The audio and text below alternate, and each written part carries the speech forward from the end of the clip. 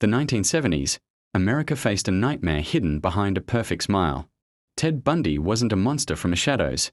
He was the man next door. Intelligent, charming, and polite. But behind that calm mask lived one of the most calculating killers the world had ever seen. Theodore Robert Cowell was born on November 24, 1946, in Burlington, Vermont. His mother, Eleanor Louise Cowell, was unmarried, and to hide the shame, her family pretended Ted was her brother. For years, Ted lived with his grandparents in Philadelphia, while his mother stayed for a time with her uncle before returning. He grew up believing his grandparents were his parents and his mother was his sister, a lie that would haunt him for life.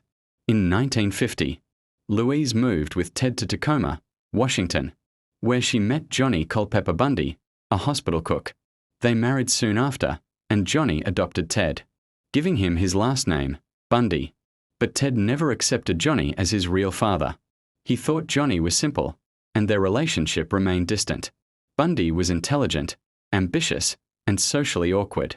He studied at several universities, first the University of Puget Sound, then the University of Washington, majoring in psychology.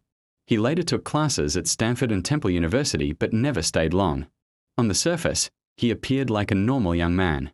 He volunteered at a suicide hotline and worked in political campaigns. His colleagues describe him as calm and caring.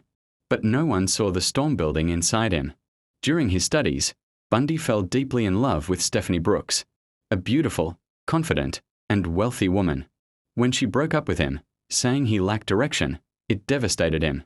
Years later, after improving his image, he won her back briefly, only to suddenly disappear from her life. It was revenge, cold and calculated. Many of his later victims resembled Stephanie, dark-haired, refined, and gentle. In 1969, Bundy began dating Elizabeth Klopfer, a young secretary from Seattle. She loved him deeply, believing he was kind and caring. But as disappearances began around Seattle, she noticed strange behaviors, odd items in his car, sudden trips, and constant lies. When police released a sketch of a suspect named Ted, who drove a Volkswagen Beetle, Elizabeth froze. The face, the name, the car, everything matched. She called the police not once, but twice, reporting her suspicions. Her tip became one of the earliest warnings about the real Ted Bundy. In early 1974, women began to vanish from Washington universities.